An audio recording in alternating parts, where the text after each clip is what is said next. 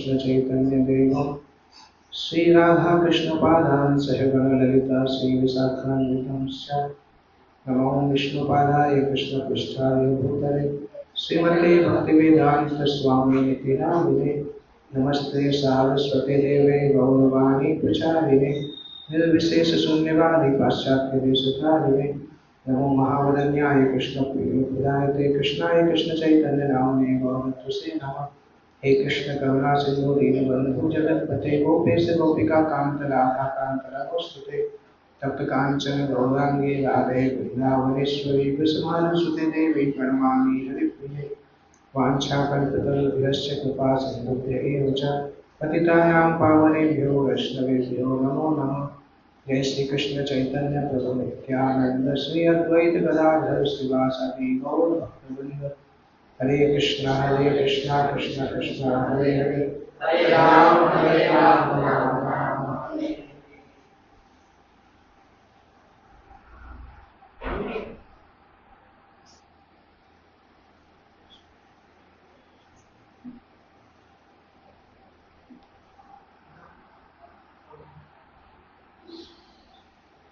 हरे कृष्ण।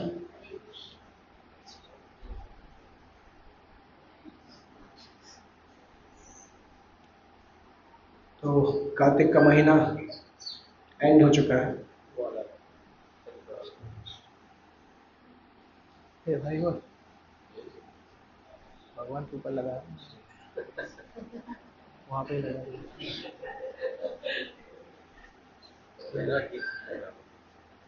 लगा नहीं उसको ठीक से।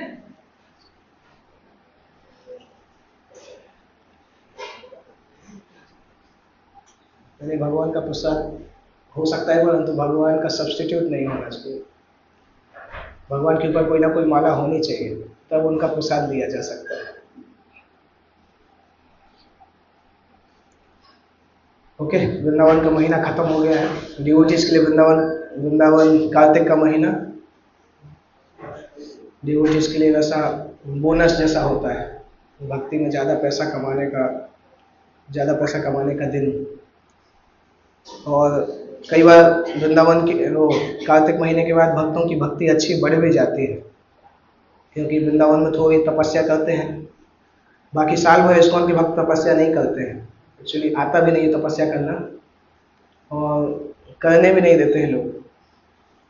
जब कभी आप शपथ लो कि अभी स्वीट नहीं खाएंगे, उसी दिन स्वीट सामने आता है। तो बाहर के लोग तपस्या करते हैं, इस्कॉन में भक्त ये तपस्या करते हैं कि तपस्या कैसे करें। कठिन होता है तपस्या करना।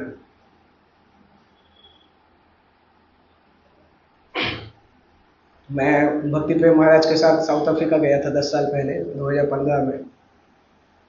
तो एक भक्त के घर पे प्रसाद लेने गए थे महाराज, साउथ अफ्रीका डरबन में। तो हम महाराज मुझे लिए और एक और वहाँ के लोकल ब्रह्मचारी थे, उनको दो को साथ में लेके गए।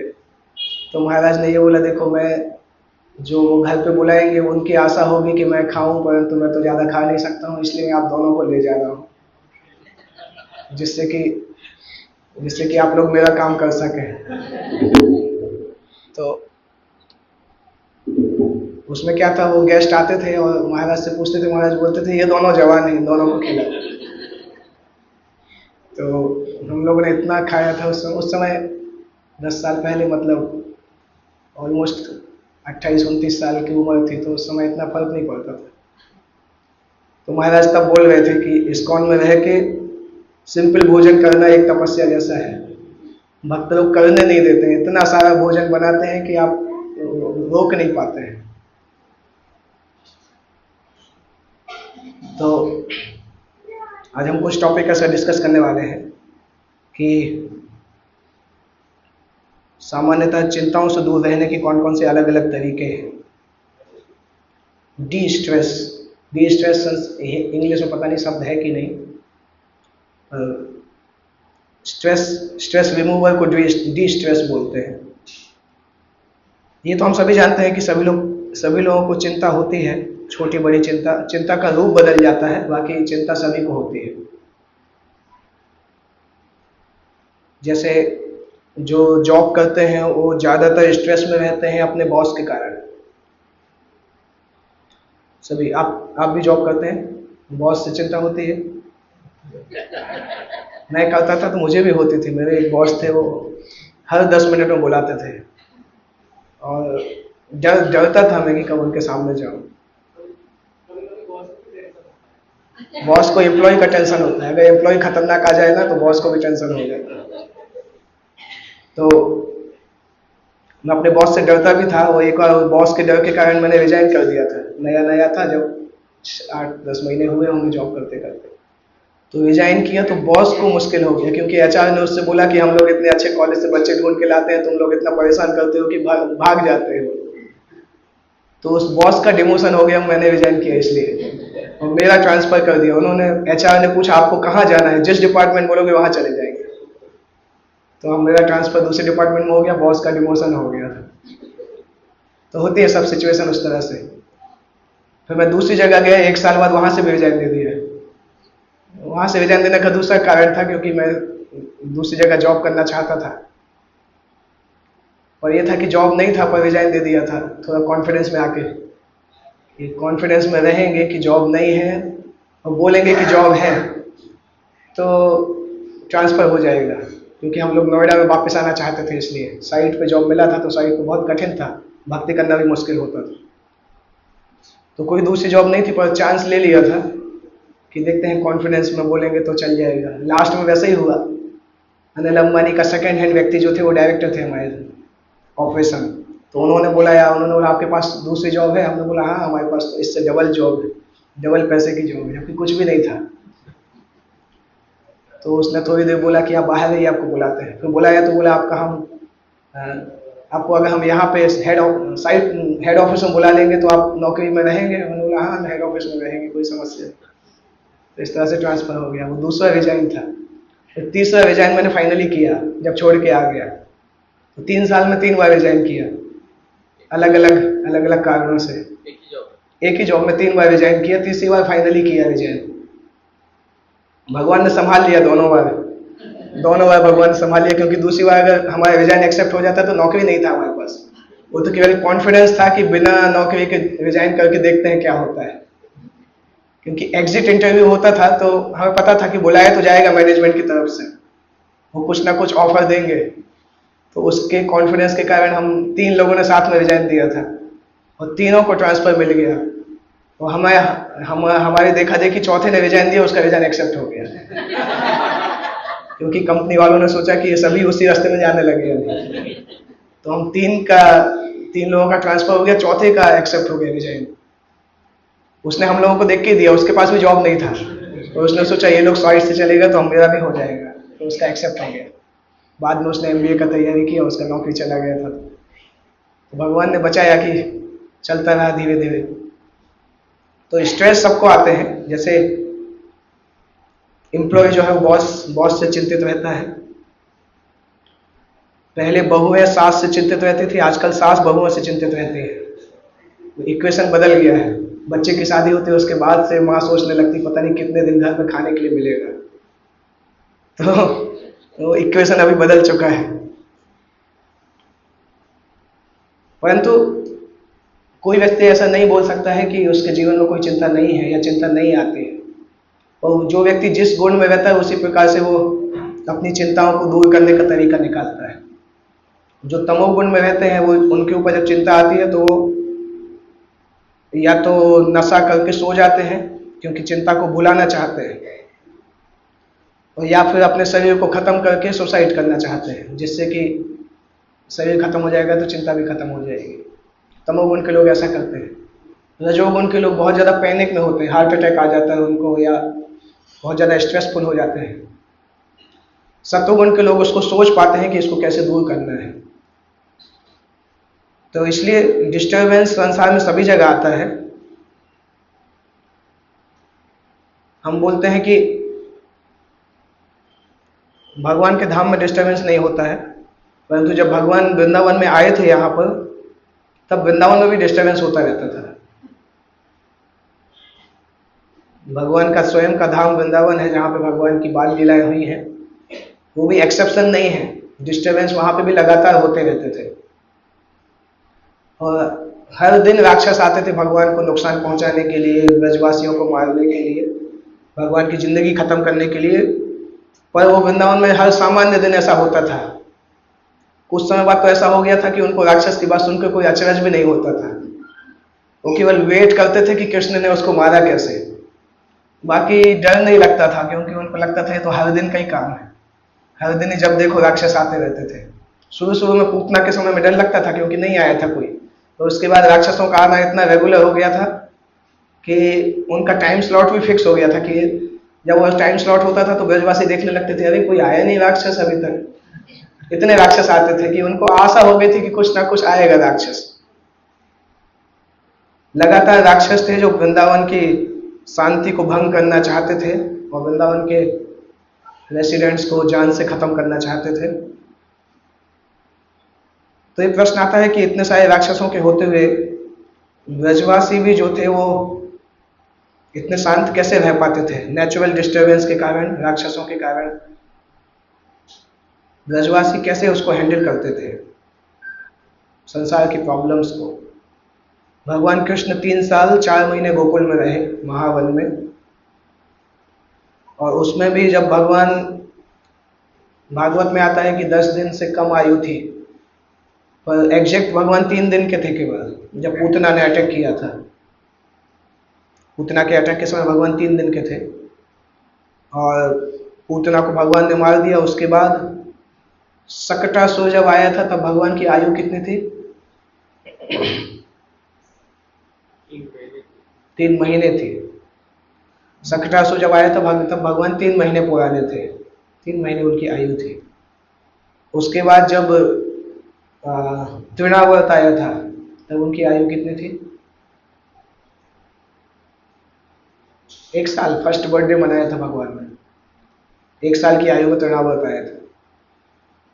और तृणावर्त जब आया था तो भगवान को पता भी चल गया था कि तृणावर्त आने वाला है, इसलिए भगवान ने अपना वजन बढ़ाना चालू कर दिया था, क्योंकि भगवान नहीं चाहते थे कि यशोदा को भी ये राक्षस अपनी लपेट में ले ले, क्योंकि यशोदा के पास भगवान रहते तो शायद यशोदा को भी हवा में उठा ले जा सकता था। तो भगवान को अपनी चिंता नहीं थी, क्योंकि उनको पता था मुझे तो कुछ कर नहीं पाएगा, परंतु भगवान अपने मित्रों के, ब्रजवासियों के लिए ज़्यादा चिंतित रहते थे। इसलिए जब अघासुर के मुख में सब ब्रजवासी चले गए तो भगवान ज़्यादा चिंतित हुए थे। वो खुद ही उसके मुख के अंदर चले गए थे दौड़ते हुए उनको बचाने के लिए, क्योंकि भगवान को पता था मुझे कुछ होगा नहीं, परंतु मेरे साथ में रहने के कारण इन लोगों के ऊपर मुसीबत आएगी। कभी कभी ऐसा होता है, स्पेशली पुलिस और स्पाई एजेंट जो होते हैं ना, वो अपनी फैमिली को दूर रखते हैं। लोगों को पता नहीं रहता है कि वो क्या कर रहे हैं, क्योंकि कोई व्यक्ति अगर ऐसा डेंजरस काम करता है तो उसके ऊपर अटैक की संभावनाएं रहती है। तो भगवान को पता था कि मैं कंस के लोगों को लगातार यमराज के पास पहुंचा रहा हूँ, इसलिए मैं टारगेट पे हूँ। तो केवल वो अपने साथ बलराम को ही रखते थे, बाकी किसी को रखते नहीं थे ज़्यादा राक्षसों के समय। इसलिए भगवान ने टाइम स्लॉट फिक्स कर दिया था कि इस समय पर राक्षसों को मारेंगे। उसके अलावा कोई राक्षस आता था तो उसको घुमाते रहते थे यहाँ वहाँ, उससे फाइट तभी करते थे जब वो टाइम स्लॉट आता था, जब वो खाली रहते थे तब उससे फाइट करते थे। कुछ कुछ राक्षस ही हैं जो बीच में उछल के आ जाते थे, बाकी भगवान ने टाइम डिसाइड किया था कब मारना है। उसके पहले कोई राक्षस आता था तो भगवान यहाँ वहाँ गायब हो जाते थे, वो ढूंढता रहता था। कुछ अपनी योग माया के द्वारा राक्षस को घुमा देते थे, जब टाइम आता था तब बोलते थे अभी आओ, अभी मारते हैं। तो जब तृणावर्त आता है, भगवान कृष्ण को उठा के ले जाता है कितनी ऊंचाई पे? धरती से 8 लाख मील ऊंचाई पे लेके जाता है। 8 लाख मील मतलब 12 लाख किलोमीटर। 12 लाख किलोमीटर हम सोच ही नहीं सकते कितना दूर है।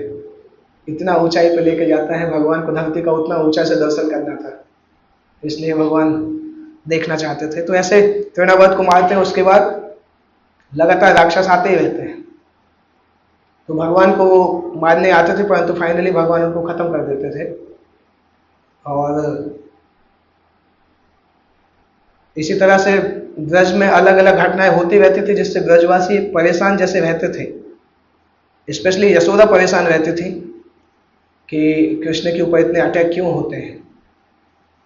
जब यशोदा ने कृष्ण को बांध दिया था और कृष्ण ने अर्जुन वृक्षों को तोड़ के कुबेर के पुत्रों का उद्धार किया था, तब भी यशोदा को यही यही लग रहा था कि ये वृक्ष कैसे गिर गए। बच्चों ने समझाया था, परंतु यशोदा को यही लग रहा था कि कोई ना कोई राक्षस है जिसने इसको गिराया है। तो कृष्ण बच गया, बीच में रहने के कारण बच गए। तो वृंदावन की ये सब लीलाओं को देख के ये तो लगता है कि डेंजर्स आना स्वाभाविक है, पर डेंजर को इनवाइट करना अच्छा नहीं है। जहां तक है जीवन अच्छे से रह सकते हैं, परंतु तब भी डेंजर आएगा। जैसे फॉर एग्जाम्पल, संसार में बरसात के सीजन में बारिश सब जगह होती है, परंतु उसका ये मतलब नहीं है कि हम छाता खरीदना बंद कर दें ये सोच के कि बारिश तो हो रही है, क्योंकि अपने आप को बचाना भी आवश्यक है। इसी तरह से संसार में समस्याएं या दुख आना कॉमन है, उसके लिए हम केवल इतना कर सकते हैं कि प्रिकॉशन ले सकते हैं कि कितना अवॉइड कर सकें।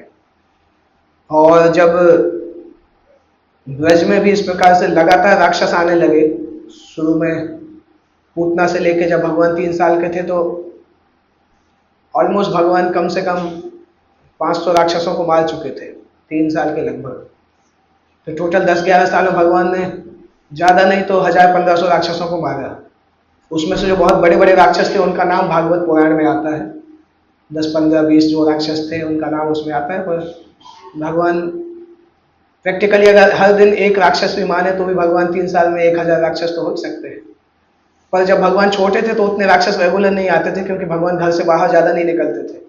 जब वो गाय चराने चालू किए तब राक्षस ज़्यादा आते थे, तब भी 1000 राक्षस तो मारे ही होंगे 10-15 साल में वृंदावन में। तो 3 साल में जब इतने सारे राक्षस आए तो जो नंद बाबा थे और बाकी ब्रजवासी थे उन लोगों के बीच में मीटिंग होती है, लंबी मीटिंग चलती है।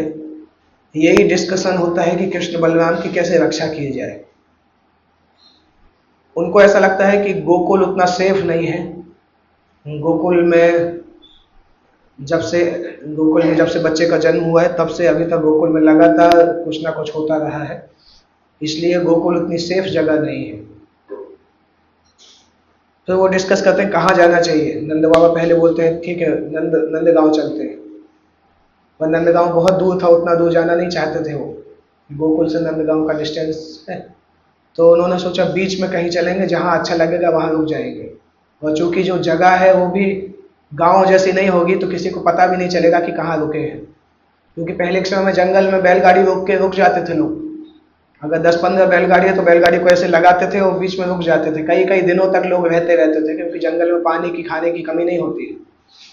तो उन लोगों ने वही डिसाइड किया कि बजाय किसी गांव में जाने की बजाय हम जंगल में ही कहीं रुकते हैं, देखते हैं कि कैसा रहता है। तो ब्रज में तो बहुत लोग थे, बैलगाड़ी भी बहुत थी उनके पास। तो वृंदावन से 5 किलोमीटर दूर जब जंगल में आते हैं वहाँ पे उनको वो जगह अच्छी लगती है, और वहाँ पे अपने सारी बैलगाड़ी जो थी उसको 3 तरफ से घेर देते हैं। इस तरह से बैलगाड़ी को रखते हैं कि 3 तरफ से वो जगह घिर जाती है, और जो स्पेस निकलता है वहाँ पे अपनी टेम्परेरी झोपड़ी बना के या जैसे भी है रहना चालू कर देते हैं। छठी करा में उसका नाम सकटा व्रत था उस समय। तो इस तरह से गोकुल महावन को छोड़ देते हैं, गोकुल महावन को छोड़ के वृंदावन में निवास करते हैं। वृंदावन बड़ा एरिया था, वृंदावन बहुत बड़ा जंगल है। अभी जो वृंदावन सिटी हम देखते हैं वो वृंदावन जंगल का हिस्सा है, और वृंदावन जंगल के अंदर छठी कला ये सब कुछ आता था। गोवर्धन के पास तक वृंदावन माना जाता था, जहाँ पे बसौती गांव ये सब वृंदावन का हिस्सा था। तो वो लोग महावन से छोड़ के वृंदावन आ जाते हैं, और जब वृंदावन आते हैं तब तक कृष्ण की आयु ऑलरेडी 3-3.5 साल हो गई थी। तो कृष्ण को जिम्मेदारी दी जाती है बछड़ों को चराने की, क्योंकि उस समय तक उनको लगता था कि कृष्ण इतना बड़े हो गए हैं कि बछड़े चराएंगे। हालांकि उनको ये भी लगता था कि कृष्ण को सिखाने की जरूरत है कि नहीं, पर नंद बाबा ने बोला कि अभी नहीं सीखेगा तो अनपढ़ जैसे ही रहेगा, तो बच्चे को थोड़ा तो कुछ सिखाना चाहिए, घर का काम थोड़ा सिखाना चाहिए। तो छोटे बछड़ों को लेके जाते थे, और जितनी एज के कृष्ण थे उसी एज के बाकी गोप भी थे, और उन सबको बछड़े दिए गए थे केवल इसीलिए कि ये बच्चे कृष्ण की रक्षा करेंगे। तो और साथ साथ उनको ये भी बोला गया था कि वृंदावन से ज़्यादा दूर मत जाना, वृंदावन के आसपास ही आप लोग चराना, ज़्यादा दूर जाने की ज़रूरत नहीं है। बछड़ों को चराने के लिए वैसे भी दूर नहीं भेजते। आपने कभी गैया चराया बचपन में आप में से किसी ने? किसी को एक्सपीरियंस नहीं है? आपने चराया है? भैंस चराई? गाय चराने का मुझे एक्सपीरियंस है बचपन में। जब हम लोग छोटे थे तो बछड़े लेके ही जाते थे, क्योंकि मदर बोलते थे कि दादी और दादाजी बोलते थे कि बछड़ा को ज़्यादा दूर नहीं ले जाते, नहीं तो रास्ता भूल जाता है, लौट नहीं पाता है। तो बछड़े को हम लोग पास में ले जाते थे, फील्डिंग लगाते थे। मैं और मेरे भाई, हम लोग 2-3 लोग फील्डिंग लगाते थे कि इसको कहाँ तक ले जाना है। वहाँ जाते थे, फिर उसको डंडा दिखा दिखा के वापस लाते थे, क्योंकि बछड़ा भागता बहुत तेज है। तो इसी तरह से यहाँ पे भी उनसे बोला था कि वृंदावन से ज़्यादा दूर बछड़े को मत ले जाना, नहीं तो वो रास्ता भूल जाएगा। जब मैं बड़ा हो गया था तो गाय चराने जाता था तो गांव के बाहर जंगल तक छोड़ के आता था, तो बछड़े ज़्यादा दूर दूर तक नहीं लाते थे। उस समय गांव में जंगल भी थे, आजकल मेरे गांव के भी जंगल सब गायब हो गए। वहाँ पे लोग रहने लगे, पहले वहाँ पे गाय चराने जाते थे। तो इसी तरह से वृंदावन में भी जंगल गायब हो गए आजकल, वृंदा नगर बन गया, वो वन की जगह, जंगल दिखाई नहीं देता है। तो ये सब कुछ जब सेटल हो गया, महावन से वृंदावन आ गए, कृष्ण को नया सेवा मिल गया। ये सब सेवा इसीलिए था जिससे कि कृष्ण को कोई समस्या नहीं हो। परंतु जैसे ही कृष्ण वृंदावन आते हैं, राक्षस अगले ही दिन आ जाते हैं। जैसे कि उन्होंने GPS लगा के रखा हो कि कृष्ण जहाँ पे हो वहाँ पहुँच जाएंगे। जैसे ही वृंदावन पहुँचते हैं, अगले दिन से ही राक्षसों को वहाँ आना चालू हो जाता है। वृंदावन में आते ही साथ सबसे पहला राक्षस आता है वत्सासुर। वत्सासुर एक बछड़े के रूप में आता है, और वो बछड़ा, कृष्ण बलराम जो बछड़े को चराते थे उन्हीं के बीच में मिल जाता है। उस बछड़े को देख के कृष्ण बलराम से बोलते भी हैं कि ये तो हमारा बछड़ा नहीं लग रहा है, वृंदावन के तो सारे बछड़ों को मैं जानता हूँ। बलराम बोलते हैं हाँ, ये तो 84 लाख योनियों में भी एक भी नहीं लग रहा है, कोई अलग अलग जैसा है, मैं तो सारी योनियों को जानता हूँ। तो फिर बलराम बोलते हैं नहीं भाई आ गया है। तो जैसे हिंदी में क्या एक मुहावरी होती है ना कि याद नहीं आ रहा, हिंदी में हम लोग यूज करते थे, पता नहीं, याद नहीं आ रहा। वैसा है कि चूहे की माँ कब तक खैर मनाएगी, ऐसा कुछ है कि इस तरह से। तो बलराम ने उसी तरह से बोला कि देखते हैं कब तक बचता है, खेलने दो उसको। क्योंकि कभी कभी भगवान प्ले करना चाहते हैं, उनको लगता है राक्षस को भी थोड़ा लगना चाहिए कि वो भी थोड़ा शक्तिशाली है, इसलिए भगवान कुछ देर तक। कभी अगर आपने बिल्ली को चूहे पकड़ते देखा होगा ना, तो आपने देखा होगा कि बिल्ली जब चूहा पकड़ती कभी कभी चूहे को छोड़ देती है, एकदम से छोड़ देती, चूहे को लगता है वो बच गया, और दौड़ के भागता रहता है, बिल्ली जाके फिर पकड़ लेती है और फिर छोड़ देती है। तो खेलती है, चूहे के साथ खेलती है कि थोड़ा उसको खेलने की इच्छा होती है। तो भगवान भी कभी कभी राक्षसों के साथ खेलते थे। तो बलराम बोलते हैं अभी इसको रखते हैं, अभी वैसे भी छोटा सा बछड़ा है, क्या कर पाएगा, तो देखते हैं बाद में।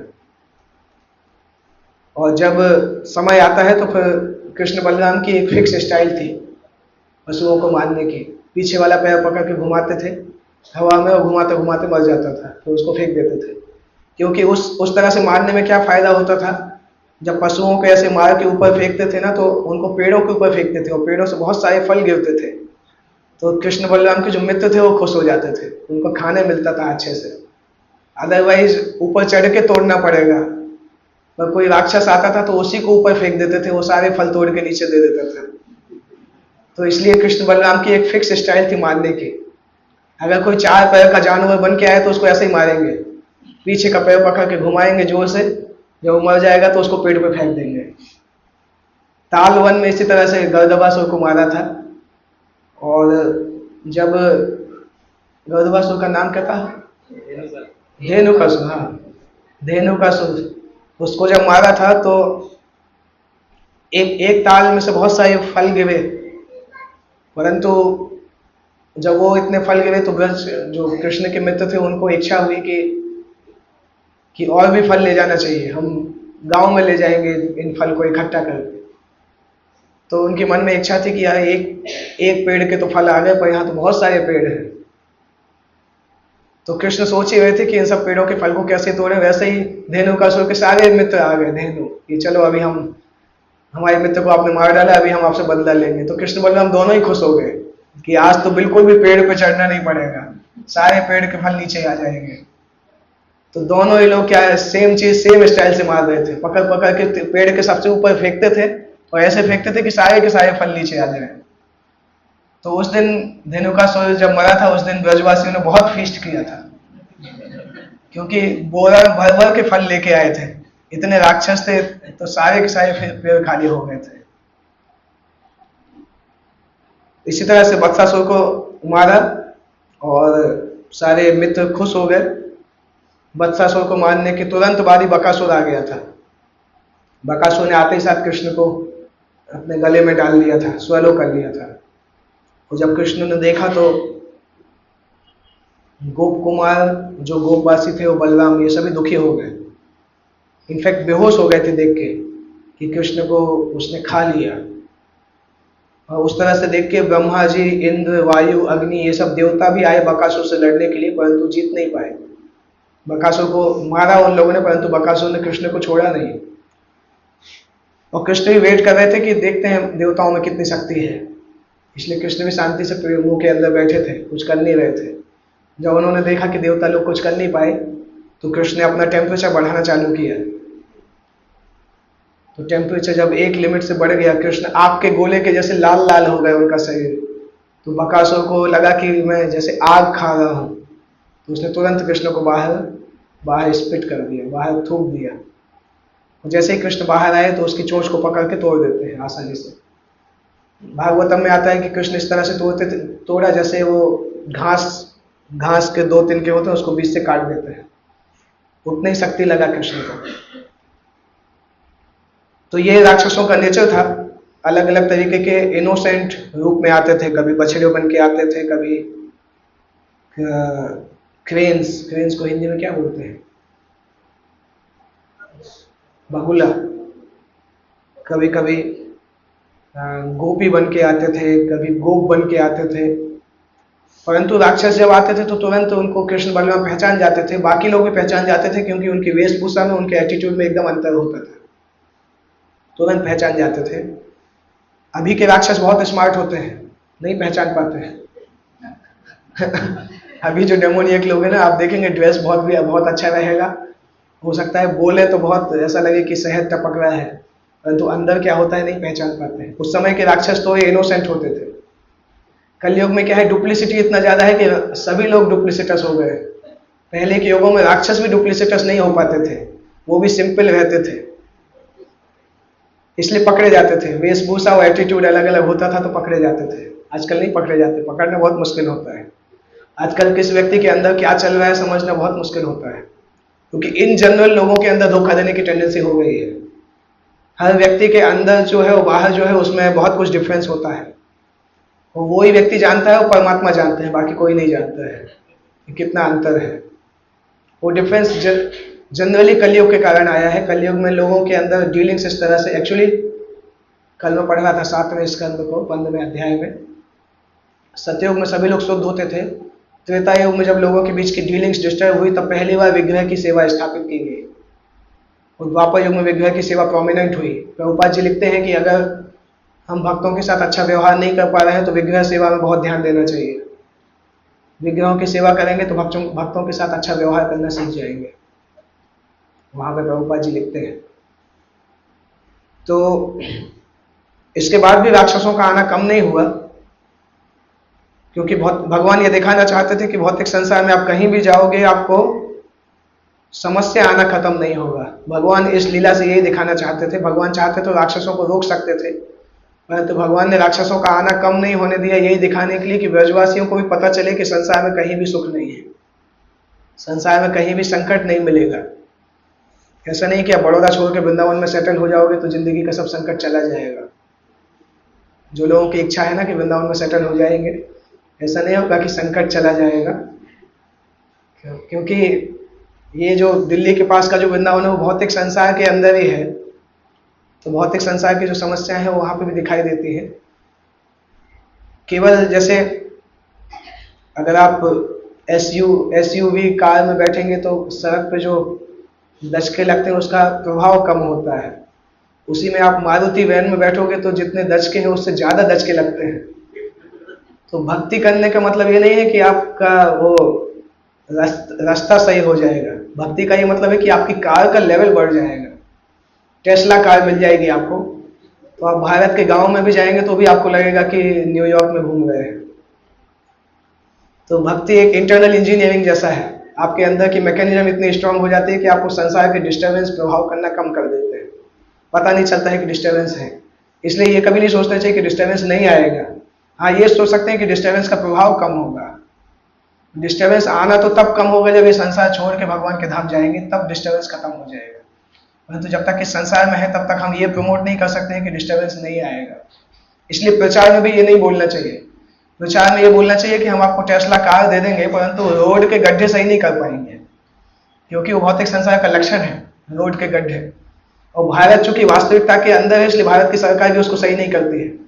उनको पता है कि संसार दुखालय है, महसूस तो होना चाहिए। इस्कॉन के एक सन्यासी थे, अमेरिका से आए थे पहली बार भारत में आके एक बस स्टैंड में टॉयलेट में गए। वो टॉयलेट से बाहर आके बोलते हैं या तो 1 मिनट भी अंदर रहना मुश्किल था। तो वो तारीफ करते हैं कि भारत बहुत अच्छी जगह है, दुनिया की समस्याओं को छुपाते नहीं है। भारत में रहने वाले व्यक्ति हमेशा ये सोचता है कि दुनिया में समस्या है, इसलिए भक्ति करके भगवान के धाम जाना चाहिए। अगर इसी संसार में इतना सुख दे देंगे कि व्यक्ति को समस्या फील नहीं होगा तो बाहर जाना चाहेगा ही नहीं, वो सोचेगा यहीं रहना चाहिए। इसलिए वो सन्यासी ने आते साथ पहली बार लेक्चर में बोला कि भारत आके मुझे पहली शिक्षा यही मिली कि भारत में वास्तविकता के दर्शन होते हैं। संसार के दुखों को छुपाया नहीं जाता है आर्टिफिशियल तरीके से। भारत के बाहर उन सब छुपा दिया जाता है। आप रात में किसी व्यक्ति से बात करोगे, सुबह वो दिखेगा ही नहीं, पता चलेगा कि रात में ही मर गया, उसको जला दिया, उसकी राख को भी जाके कहीं डाल दिया। भारत में तो पूरा प्रोपेगेंडा होता है, प्रोपेगेंडा इन द सेंस प्रचार होता है, राम नाम सत्य है से लोग लेके जाते हैं, जिससे कि जो जिंदा है वो सोच ले कि हमारा भी दिन ऐसे ही आने वाला है। वो प्रचार का तरीका है। तो वैदिक कल्चर इसी तरह से बनाया गया कि मरने के बाद भी लोग प्रचार कर सकते हैं। जीते जी तो कर ही सकते हैं, मरने के बाद भी प्रचार होता है। ये वैदिक कल्चर का हिस्सा है।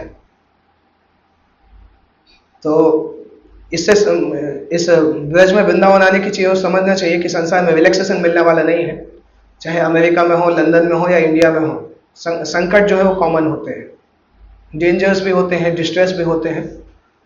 ये प्रश्न आता है कि भक्त लोग उससे कितने परेशान होते हैं। तो वृंदावन में क्या होता था, जब भगवान शाम को लौटते थे अपने मित्रों के साथ, पूरा दिन वृंदावन के जंगल में रहते थे। शाम को जब भगवान लौटते थे तो भगवान के जो मित्र थे बहुत निर्दोष भी थे, इनोसेंट थे, बहुत छोटे छोटे बच्चे थे भगवान के साथ में। और साथ साथ कृष्ण की दिन भर की लीलाएं भी उनको दिमाग में रहती थी। तो शाम को घर आते ही साथ सब बच्चे अपने अपने घर में कृष्ण की लीलाओं को सुनाने लगते थे। कृष्ण ने आज दिन में क्या किया, कितने राक्षसों को मारा, फिर हम कहाँ कहाँ गए, क्या क्या खेल खेला, ये सब छोटे बच्चे अपने माता पिता को बताना चालू कर देते थे। एक आचार्य लिखते हैं कि उस समय छोटे बच्चे गुरु जैसे हो जाते थे, माता पिता शिष्य जैसे हो जाते थे। यद्यपि माता पिता उम्र में बड़े थे परंतु माता पिता अपने बच्चों से कृष्ण की लीलाएं सुनते थे और बच्चे गुरु के समान कृष्ण की लीलाएं सुनाते थे। नंद महाराज उनकी उम्र के जितने भी थे, वो यशोदा माँ, ये सब छोटे छोटे बालकों से ध्यान पूर्वक सुनते थे। वो बहुत आश्चर्य करते थे कि कृष्ण इतने राक्षसों को इतनी आसानी से कैसे मार देते हैं। तो पॉइंट ये सीखने का है कि गोकुल महावन की लोकेशन बदल के जब वृंदावन आए, उससे एक्चुअल में समस्या सॉल्व नहीं हुई, परंतु वृंदावन में आने के बाद कृष्ण की लीलाओं का जो एब्जॉर्प्शन हुआ और ब्रजवासी हर दिन शाम को वेट करते थे कि कब हमारे बच्चे आएंगे और कृष्ण की दिन भर की लीलाएं सुनाएंगे। तो दिन भर वेट करते थे शाम को बच्चों के आने का और याद करते थे कल जो लीला सुनाई है। वैसे में दिन निकलता था और शाम से रात तक बच्चों से सुनते थे और रात में सोते समय वही सपने में देखते थे। तो उनको फर्क ही नहीं पड़ता था कि राक्षस आया कि गया। उनको यही सुनने में अच्छा लगता था कि राक्षस मरा कैसे, आना जाना से कुछ फर्क नहीं पड़ता था। उनको ये लगता था कि राक्षस नहीं आएगा तो मरने की कथा नहीं सुन पाएंगे, इसलिए उनको फर्क नहीं पड़ता था कि राक्षस आ रहा है कि नहीं आ रहा है। परंतु सुबह से शाम तक ये वेट करते थे कि कल जो सुनाया वो रिमेम्बर करते थे, वो नया क्या सुनने मिलेगा, और शाम से रात तक सुनते थे और रात भर सपने में देखते थे जो सुना है। इस तरीके से 24 घंटे निकल जाते थे, उनको पता ही नहीं चलता था कि कुछ समस्या ऐसा चल रहा है। तो वो एक ब्रजवासी ने वो तरीका निकाला जिस कारण से उनका स्ट्रेस पूरा चला गया। वो एक्चुअली कृष्ण कथा में इतनी ज्यादा शक्ति है कि आप संसार में किसी भी परिस्थिति में आप बैठ के कृष्ण कथा सुनने लगो तो आप देखेंगे कि जितने समय हम सुनते हैं उतने समय के लिए बाहर हो जाते हैं, समस्याएं बाहर चली जाती हैं, केवल सुनना चालू कर दें। कभी कभी ऐसा होता है कि हमारा माइंड फ्लिप फ्लॉप में रहता है तो माइंड के अंदर ही कुछ नहीं घुसता है, परंतु अगर इतना कम से कम शक्ति हो कि हम ये माइंड को बोल सकें कि अभी जो कथा चल रही है उस कथा में ध्यान दो, तो कृष्ण कथा सुनते सुनते हमारा जो एब्जॉर्प्शन होगा उस कारण से जितना भी डिस्ट्रेस है वो प्रैक्टिकली खत्म हो जाएगा। ब्रजवासियों को फील ही नहीं होता था कि वृंदावन के ऊपर कोई डेंजर है। तो कोई अगर डेंजर है वो डेंजर तब तक कहलाएगा ही नहीं जब तक जिसके ऊपर समस्या आ रही है उसको कोई प्रभाव पड़ रहा है। मान लो हम किसी को मार रहे हैं, मुक्का मार रहे हैं, वो हंस ही रहा है, तो मुक्का मारने वाले परेशान हो जाएगा कि ये तो रो ही नहीं रहा, तो मारने का क्या मतलब। तो डेंजर तभी डेंजर कहलाता है जब जिसके ऊपर हो रहा है उसको दुख हो उससे। अगर उसको दुख ही नहीं होगा तो डेंजर कहाँ कहलाएगा। तो बोलने के लिए इस वृंदावन में डेंजर था, राक्षस लोग आ रहे थे, परंतु ब्रजवासी को फर्क ही नहीं पड़ता था कौन आ रहा है कौन नहीं आ रहा है। हम भी ऐसा कर सकते हैं, एक संडे को जो सुन के जाते हैं अगर हफ्ते भर याद रखेंगे कि अगले संडे क्या सुनने मिलेगा तो हम भी वो प्रैक्टिस कर सकते हैं, परंतु हफ्ते में 1 घंटे सफिशिएंट नहीं है। ब्रजवासी हर दिन सुनते थे, तो हर दिन घर पे भी सुनना पड़ेगा। अगर सुनेंगे तो भगवान के बारे में घर पे हर दिन सुनेंगे, उस संडे को जहाँ भी मंदिर में सेंटर में जहाँ भी जाते हैं सुनेंगे, तो हम भी ब्रजवासियों के उसी मूड को फॉलो कर रहे हैं जिसके द्वारा ब्रजवासी अपने आप को डी स्ट्रेस करते थे। श्रीमद् भागवतम में उनका वर्णन आता है 10वें स्कंद में 11वें अध्याय में 58 श्लोक में, इति नंदादयो गोपा कृष्ण राम कथा मुदा कुर्वन्तो रममानश्च नाविन्दन् भववेदनम। लास्ट लाइन में लिखा है कुर्वन्तो रममानश्च नाविन्दं भववेदनम। कृष्ण और राम की कथाओं के बारे में सुनते सुनते ब्रजवासियों को भौतिक संसार का पता ही नहीं चलता था कि भौतिक संसार है कि आध्यात्मिक संसार है। कृष्ण और राम की कथाओं में एब्जॉर्ब होने के कारण वो भूल जाते थे कि भौतिक संसार में रह रहे हैं कि आध्यात्मिक संसार में रह रहे हैं। और साथ साथ ये भी हम सीख सकते हैं कि अगर उसी को हम एक्सपीरियंस करेंगे कृष्ण कथा के बारे में या भक्तों की कथा के बारे में, तो ये भी इंपॉर्टेंट है कि जब कृष्ण कथा सुन रहे हैं तो भक्तों के संग में सुने। भागवत बताता है कि कृष्ण कथा को भक्तों में सुनने से अगर हम केवल कृष्ण कथा को भक्तों के साथ बैठ के सुनते हैं तो भौतिक संसार का कोई दुख हमें छू भी नहीं सकता है। किसी ने भागवत पढ़ा है, कहाँ पे ऐसा लिखा है?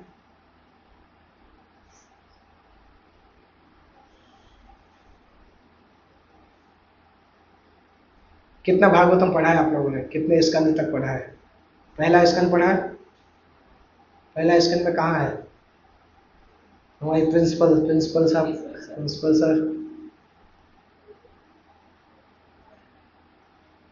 शोक मोह भयापह एक श्लोक आता है, भक्ति उत्पद्यते पुंसः शोक मोह भयापह। भक्ति से शोक मोह और भय तीनों ही खत्म हो जाता है। 7वें स्कंद में एक जगह पे, कल 2-3 दिन पहले मैं एक इंटरेस्टिंग चीज पढ़ा। 7वें स्कंद में एक जगह पे सौनक ऋषि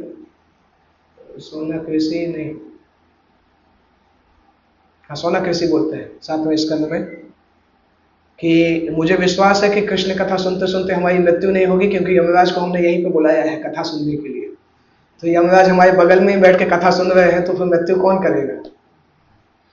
सौनक ऋषि बोलते हैं बहुत अच्छा चीज है कि यमराज को हमने इनवाइट किया है, तो यमराज यहीं बगल में बैठे हैं, तो यमराज यहाँ बैठे हैं तो उनका डिपार्टमेंट बंद है ऊपर, इसलिए मृत्यु नहीं आएगी।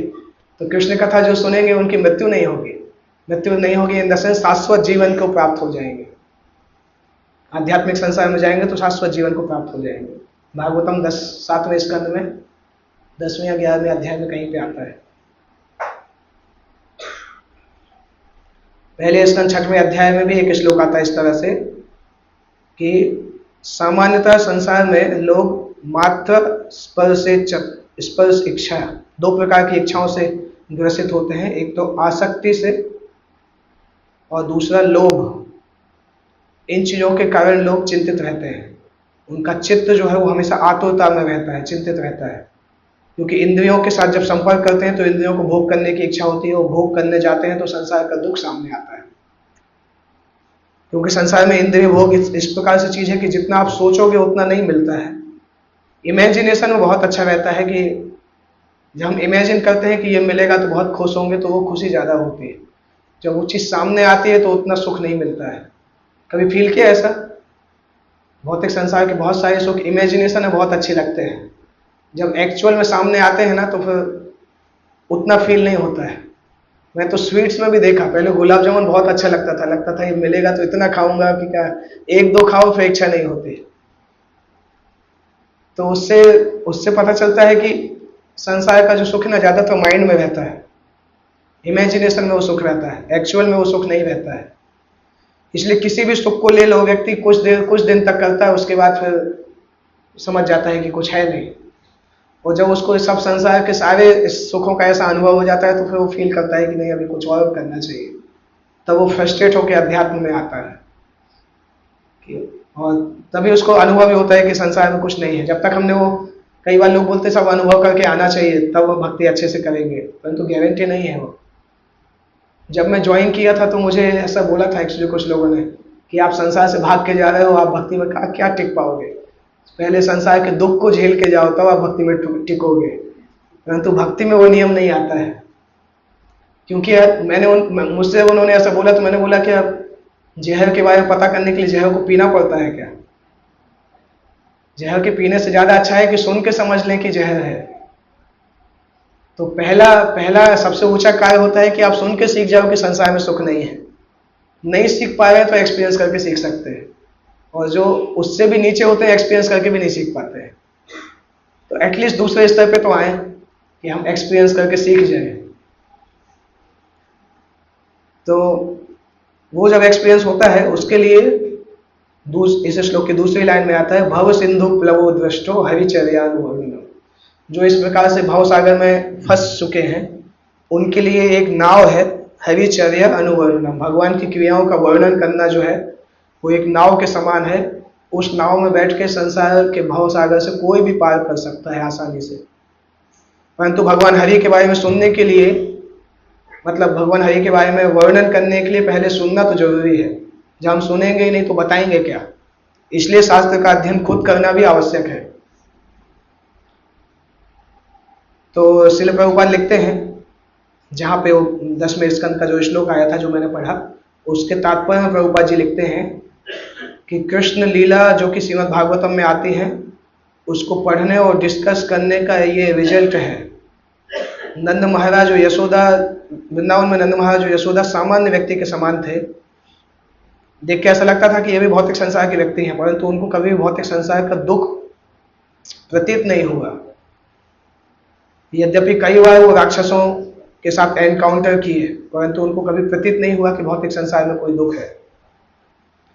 तो अगर नंद महाराज, यशोदा और गोपियों का एग्जाम्पल हम फॉलो करेंगे तो हम भी कृष्ण की कथाओं को सुन के हम प्रसन्न रह सकते हैं। जिस प्रकार समुद्र में जो लहरें हैं वो कभी कम नहीं होती हैं, भौतिक संसार की डिफिकल्टीज भी कभी कम नहीं होती है।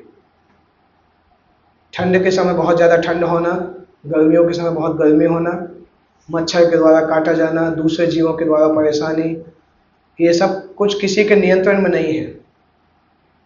हम आध्यात्मिक, आदिदैविक, आदि भौतिक क्लेश में डूबे रह सकते हैं, बचने का प्रयास भी कर सकते हैं, परंतु ये गारंटी नहीं कि पूरी तरह बच पाएंगे, क्योंकि वो लगातार आते रहते हैं। ऐसा नहीं कि एक चीज़ खत्म होगी दूसरी कोई नहीं आएगी, लगातार आती रहती है। इसलिए परमानेंट सॉल्यूशन ढूंढना आवश्यक है। पैचअप सॉल्यूशन से काम नहीं होगा। पैचअप सॉल्यूशन जानते हैं ना, जैसे कोई बूढ़ा हो जाता है तो उसके बाल सफ़ेद होने लगते हैं तो उसको लगता है अभी वो लगाना चाहिए, डाई लगाना चाहिए। अंदर भले ही बूढ़े रहेंगे परंतु बाहर से लोगों को दिखना चाहिए कि मैं जवान हूँ। वो पैचअप सॉल्यूशन होता है। इस प्रकार के कई पैचअप सॉल्यूशन हैं जो कि रूट प्रॉब्लम को हैंडल नहीं करते हैं, केवल बाहर के दिखावे के लिए होते हैं। और कोई एग्जाम्पल भी आपको याद है पैचअप सॉल्यूशन का?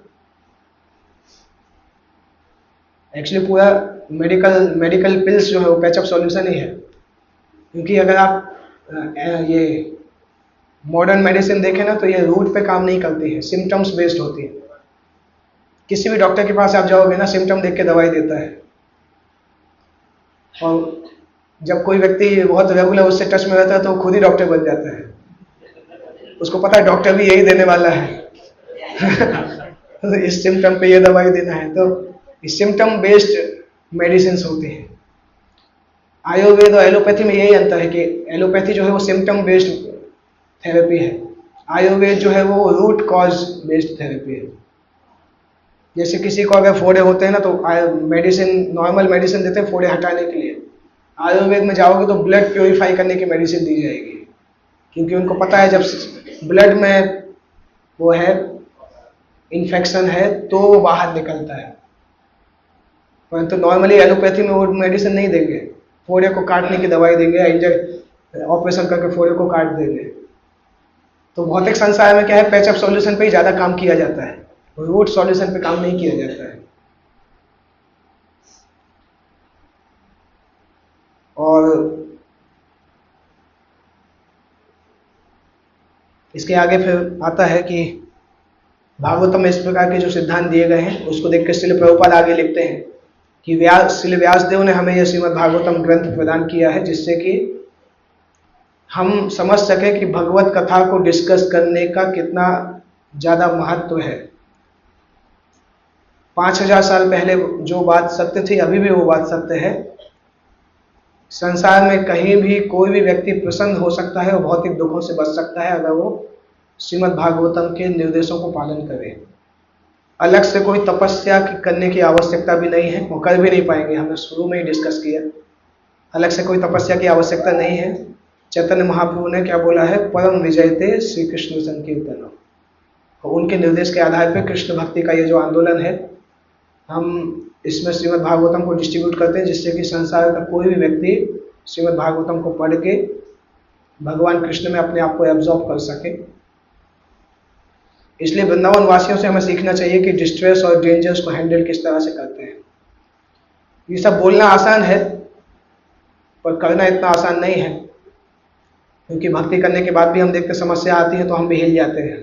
डिपेंड करता है कितना भक्ति हमने किया है। कोई समस्या अगर हमें बॉदर कर रही है तो कुछ कुछ प्रैक्टिकल टिप्स भी भागवतम में आती है। ऐसा नहीं कि केवल कृष्ण कथा है, कृष्ण कथा अल्टीमेट सॉल्यूशन है, परंतु व्यक्ति अगर तब भी अफेक्ट फील कर रहा हो, उतना आध्यात्मिकता में एडवांस नहीं है, तो श्रीमद् भागवतम कुछ प्रैक्टिकल सॉल्यूशन भी देता है।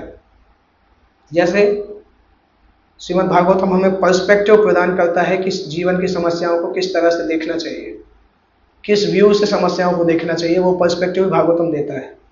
जैसे फॉर एग्जाम्पल कोई व्यक्ति अगर रोड के बीच में जा रहा है तो वो अगर 20 स्टोरी की बिल्डिंग देखेगा तो उसको बहुत बड़ी लगेगी वो बिल्डिंग, देखेगा कितनी ऊंची है 20 स्टोरी की बिल्डिंग। परंतु वही बिल्डिंग उस व्यक्ति के लिए बहुत छोटी लगेगी जो हवाई जहाज से जा रहा है। प्रभुपाद जी बताते हैं कि जब मैं न्यूयॉर्क में उतर रहा था तो बिल्डिंग जो है वो माचिस के छोटे छोटे डिब्बे जैसी लग रही थी। हवाई जहाज से जाओ तो वही दिखता है, थोड़ा ऊपर जाओगे ऐसे लगेगा माचिस के डिब्बे डले हुए हैं। तो उसमें ये पता नहीं चलता है कि 20 स्टोरी की बिल्डिंग है कि 50 स्टोरी की है, क्योंकि वो ऊपर से सब सेम ही जैसा दिखता है। तो भागवतम में बताते हैं कि जब हम भौतिक चेतना में डूबे हुए हैं तो भौतिक समस्याएं बहुत कठिन लगती है। ऐसा लगता है समुद्र जैसा मेरे सामने आ गया है। भौतिक चेतना में डूबे रहने से भौतिक समस्या बहुत बड़ी लगती है। परंतु जब हम आध्यात्मिक बुद्धि और कृष्ण भक्ति के विमान में उड़ना चालू करते हैं, उस विमान का फ्यूल क्या होता है, गीता और भागवतम के निर्देश। तो उस विमान में बैठे बैठे जब हम उसी समस्या को देखते हैं तो वो समस्या बहुत छोटी दिखाई देने लगती है, कोई ज़्यादा बड़ी नहीं दिखती है समस्या। वो आध्यात्मिक विमान में बैठने का फायदा होता है कि जो समस्या बहुत बड़ी होती है वो समस्या छोटी दिखने लगती है। कैसे? फॉर एग्जाम्पल, कई बार लोगों को अपनी प्रेस्टीज ही इतनी प्यारी होती है कि अगर कोई व्यक्ति ने उनको नमस्ते नहीं बोला तो दिन भर परेशान रहते हैं कि उसने नमस्ते क्यों नहीं बोला। होता है ना, कई माताओं में भी ये समस्या होती है कि वो माता जी ने हरे कृष्ण नहीं बोला, तो 1 महीने तक याद करते हैं कि अरे माता जी, आप 1 महीने पहले सामने से निकली थी, हरे कृष्ण नहीं बोला था, तब से हमारी बोलचाल बंद है। होता है ऐसा समस्या। पर अगर आप आध्यात्मिक तरीके से देखोगे तो किसी ने बोला चाहे नहीं बोला, उससे हमारे कुछ फर्क पड़ने वाला तो नहीं है ना। एक्चुअल में देखा जाए तो ना तो हमारे शरीर को फर्क पड़ता है, ना आत्मा को, चाहे मन को, ना बुद्धि को, कोई फर्क नहीं पड़ता है। तो पूरी की पूरी समस्या केवल इमेजिन समस्या है। तो उसके कारण हम सोचते रहते हैं कि इसने मेरा अपमान कर दिया, इसने मेरा सम्मान कर दिया, परंतु किसका सम्मान किया? हमारा तो कुछ किया ही नहीं, आत्मा का कुछ नहीं हुआ, शरीर का हुआ जो भी हुआ। तो पहला होता है पर्सपेक्टिव, दूसरा होता है आइडेंटिटी। जब हम अपने एक्सटर्नल डेजिग्नेशन जो है ना, पुरुष, स्त्री, Indian, American, teacher, student, doctor, clerk, corporate, engineer, businessman, इन सब आइडेंटिटी में बहुत ज़्यादा डूब जाते हैं और अपने आप को यही समझते हैं, तो फिर हम उतने ही इन समस्याओं से परेशान भी होते हैं। ये सारी आइडेंटिटी परमानेंट नहीं है, टेम्परेरी आइडेंटिटी है। जो भी आइडेंटिटी है हमारे पास, समय के साथ साथ सारी आइडेंटिटी बदल जाती है। एक डॉक्टर जो एक दिन पहले डॉक्टर है, अगले दिन पेशेंट भी बन सकता है। कोई क्षत्रिय है, अगले जन्म में वो ब्राह्मण बन सकता है। तो ये सब आइडेंटिटी बदलती रहती है, परंतु इनके बीच में हमारी एक परमानेंट आइडेंटिटी है कि हम कृष्ण के अंश हैं, कृष्ण के सेवक हैं, और कृष्ण को प्रेम करने के लिए हमारा जन्म हुआ है। अगर हम अपने आप को मेजरली उस आइडेंटिटी से आइडेंटिफाई करेंगे तो आप देखेंगे कि संसार की ये प्रॉब्लम्स हमें प्रॉब्लम्स जैसे नहीं लगेगी। फिर लगेगा कि ये तो, जैसे आप देखो, अगर कोई व्यक्ति अपने कपड़े से बहुत अटैच रहता है ना, अच्छी ड्रेस पहन के आएगा, उसको कोई ने बोला नहीं कि आपकी ड्रेस बहुत अच्छी है, तो जाके परेशान हो जाएगा। पार्टी में कोई अच्छी ड्रेस पहन के आए, उसको कोई तारीफ नहीं करे, तो अगले 1-2 दिन तक यही सोचेगा कि ड्रेस अच्छी थी कि नहीं थी, कोई ने कुछ बोला ही नहीं। कारण क्या है? वो ड्रेस से अपने आप को आइडेंटिफाई कर रहा है, क्योंकि ड्रेस को बोला चाहे नहीं बोला क्या फर्क पड़ता है। ऐसे जब हमें कोई अपमान करता है तो हम 2-3 दिन तक परेशान रहते हैं, परंतु अगर देखा जाए तो ये भी ड्रेस के जैसे ही है। हम तो आत्मा है, हमें तो उसने देखा ही नहीं, तो परेशान क्या करेगा? अपमान या सम्मान क्या करेगा? आत्मा का तो देखा ही नहीं है उसने तो शरीर को ही देखा है, और हम भी अपने आप को शरीर ही समझ रहे हैं। तो अगर अपने आप को हम एक्चुअल आइडेंटिटी में रहेंगे तो ये सब चीज़ ऐसे लगेगी कि ये पागल खाना जैसा है, हम भी कहाँ फंसे हुए थे। इसलिए ये सब जो है ना अनर्थ जैसा होता है। ये हमें चाहिए कि अनर्थ को फेंक के हल्के हो जाए थोड़ा, परंतु हम खुद ही उसको अपने सिर पे डले रहते हैं। जितना डेजिग्नेशन अपने सिर पे लेके रखेंगे उतने ज़्यादा चिंतित रहेंगे, और जितना हम इन डेजिग्नेशन से फ्री रहेंगे उतना खुश रहेंगे, क्योंकि अपनी एक्चुअल आइडेंटिटी में रहेंगे। तो श्रीमद् भागवतम हमें पर्सपेक्टिव प्रदान करता है, हमें आइडेंटिटी, एक्चुअल आइडेंटिटी प्रदान करता है, साथ साथ हमें चेतना भी प्रदान करता है, कॉन्शियसनेस। भगवद गीता, श्रीमद् भागवतम जो है हमें लगातार रिमाइंड करते रहते हैं कि हम आध्यात्मिक हैं, भौतिक नहीं है। आध्यात्मिक होने के बाद भी संभाव हम भौतिक चेतना में फंसे हुए हैं, इसलिए भौतिक दुख हमें फील होते हैं। इसलिए भागवतम हमें सिखाता है कि भौतिक चेतना से बाहर आध्यात्मिक चेतना में पहुंचना चाहिए, और ये कृष्ण के पास टाइम्स, कृष्ण की लीलाओं को लगातार सुनने के बाद ही होगा। लगातार सुनने से हमारे चारों तरफ एक शील्ड के जैसे, रक्षा कवच जैसा हो जाएगा, जो कि भौतिक संसार के हर क्लेश से हमारी रक्षा करेगा। इसके बाद श्रीमद् भागवतम हमें एटीट्यूड भी प्रदान करता है, प्रॉपर एटीट्यूड भी प्रदान करता है। जैसे जब हम सुनते हैं या पढ़ते हैं शास्त्र को, या भगवान की लीलाओं को डिस्कस करते हैं, तो उसमें ये मूड नहीं होना चाहिए कि हम नई नई इन्फॉर्मेशन को देखें। और कभी अगर कोई पुरानी इन्फॉर्मेशन बोल रहा है तो हमें लगता है ये क्लास सुनने की क्या ज़रूरत है, ये तो हम सब जानते हैं। जब हमारा ऐसा मूड होता है अध्यात्म में, तो हम अध्यात्म में प्रोग्रेस ही नहीं कर पाते हैं, क्योंकि हमेशा यही सोचते रहते हैं ये तो मुझे आता है, ये सुनने की ज़रूरत नहीं है। तो जहाँ है वहीं रहते हैं। 10 साल बाद भी हम कनिष्ठ अधिकारी के कनिष्ठ अधिकारी रहते हैं, क्योंकि हम इंफॉर्मेशन सीकर हैं, नई नई इन्फॉर्मेशन ढूंढना चाहते हैं। गूगल पे डालते हैं कोई नई चीज़ बताओ जो किसी और ने नहीं सुनी हो। जब लेक्चर देते हैं तब भी यही ढूंढते हैं, कुछ तो ऐसा बताना चाहिए जो किसी ने नहीं सुना होगा। तो उस कारण से हमारा भी प्रोग्रेस नहीं होता है, सुनने वाले का ही प्रोग्रेस नहीं होता है, क्योंकि हम लोगों में यही भावना डालते हैं कि अगर हमें इन्फॉर्मेशन सीकर ही बनना है तो फिर गूगल और एआई ज़्यादा अच्छा लेक्चर दे सकते हैं। पर आध्यात्मिक चीज़ केवल इन्फॉर्मेशन के लिए नहीं होता, आध्यात्मिक चीज़ होता है ट्रांसफॉर्मेशन के लिए। तो जब हम सुनते भी हैं तो ट्रांसफॉर्मेशन के लिए सुनना चाहिए, केवल इन्फॉर्मेशन के लिए नहीं सुनना चाहिए। और सुनने के बाद एक ईमानदार प्रयास भी करना चाहिए कि जो सुना है वो जिंदगी में अप्लाई कैसे करेंगे, जो भी सुना है हम अपने जिंदगी में कैसे उसको व्यवहार में लाएंगे, तब हम अपने एटीट्यूड में बदलाव कर पाएंगे। एटीट्यूड में जितना बदलाव करेंगे उतना हम लीलाओं में और ज़्यादा एब्जॉर्प्शन भी कर सकते हैं, लीलाओं में और ज़्यादा एब्जॉर्ब हो सकते हैं जितना एटीट्यूड में बदलाव लाएंगे। जब तक हम भगवान के निर्देशों को अपने हृदय में इंटरनलाइज नहीं करते हैं, एब्जॉर्ब नहीं करते हैं और ज़िंदगी में रियलाइज नहीं करते हैं, तब तक हम नहीं बोल सकते कि हमने उन लीलाओं को ठीक तरीके से सुना है। इसलिए केवल पैसिव इंफॉर्मेशन कलेक्टर नहीं होना चाहिए, अपने माइंड को लोड नहीं करना चाहिए नई नई चीज़ों से, केवल कि ये सब चीज़ें ऐसा होना चाहिए कि जब मैं बताऊंगा तो लोगों को लगेगा कि हाँ ये सब तो नया है, तो कुछ अच्छा है। वो उस तरीके का एटीट्यूड अच्छा नहीं है भक्ति में। तो अगर हम इस तरह से प्रॉपर एब्जॉर्ब रहेंगे तो भक्ति करते समय हमें वास्तविकता में आध्यात्मिक ब्लिस प्राप्त होगा, आध्यात्मिक सुख प्राप्त होगा, जिसके कारण हम भौतिक दुखों को अपने आप ही ट्रांसेंड कर देंगे। इसलिए भगवान वो श्लोक लिखते हैं, मच्चित्ता मद्गत प्राण बोधयन्तः परस्परम। उस श्लोक का यही मतलब है कि जब मेरे भक्त मेरे बारे में सोचते हैं और एक दूसरे से वर्णन करते हैं, तो मेरे बारे में सुनने और बोलने के कारण वो हमेशा संतुष्ट रहते हैं और मुझ में एब्जॉर्ब रहते हैं। तुष्यंती और रमंती, तुष्यंती मतलब संतुष्ट रहना, रमंती मतलब भगवान के बारे में एब्जॉर्ब रहना। ये दो लक्षण आते हैं अगर हम ठीक तरीके से कृष्ण कथा को पढ़ते हैं और सुनते हैं, तो ये दो लक्षण दिखाई देते हैं।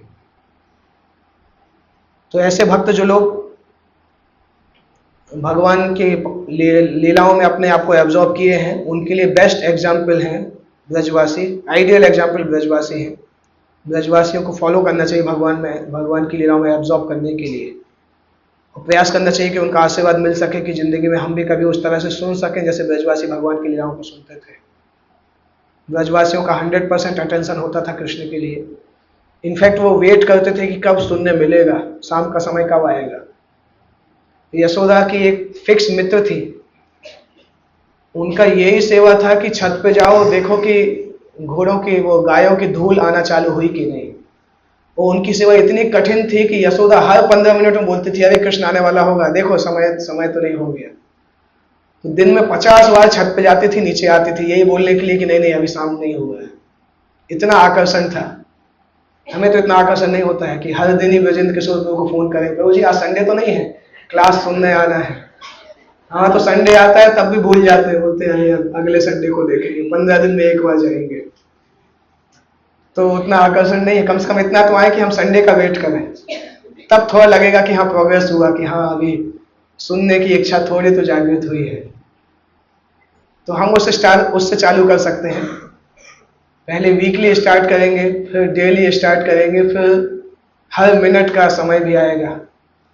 पर आते आते देर नहीं हो जाए, शरीर छूटने का समय नहीं हो जाए, वो देखना चाहिए। स्पीड इतना धीमा नहीं हो कि शरीर छूट जाए और वो दिन नहीं आ पाए, उसके लिए तैयार रहना चाहिए। इसी जिंदगी में अगर वो दिन आ जाएगा तो बहुत अच्छा है हमारे लिए, संसार में बार बार जन्म नहीं लेना पड़ेगा, नहीं तो फिर से जन्म लेके फिर प्रैक्टिस करना पड़ेगा।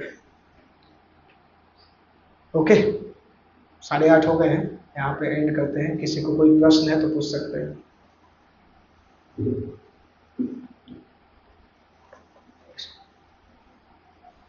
ओके।